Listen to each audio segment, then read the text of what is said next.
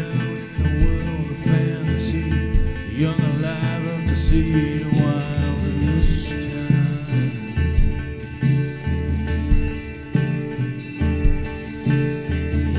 Looking down upon a world of change, realizing I've seen the days go by.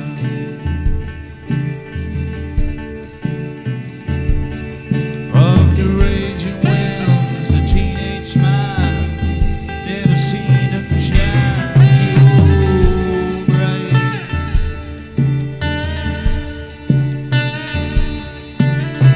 Rambling on in the towns of love, seeing all along as time moves on. Wild winds blow, the wild wind blows, wild winds blow, the wild wind blows.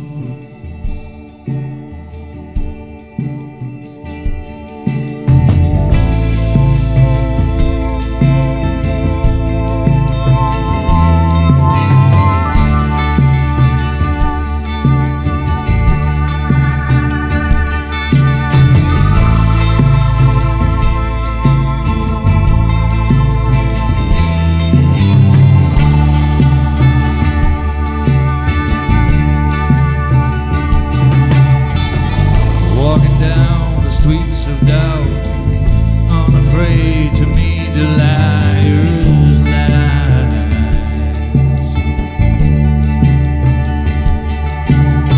Humming sounds of the world's reigns, realizing I've seen the days go by.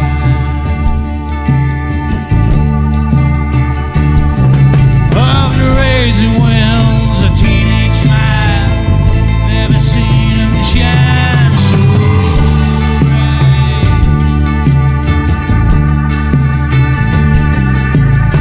Rambling on in the towns of love, seeing it all along as time moves on.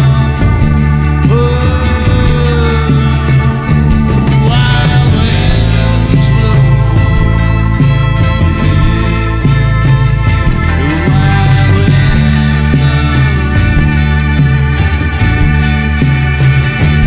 wild winds blow,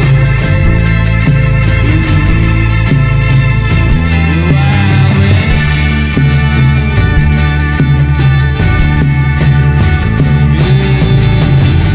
Oké, daar komt ie. Als we nou voor de gezelligheid, gewoon om te proberen voor de gezelligheid bombarderen.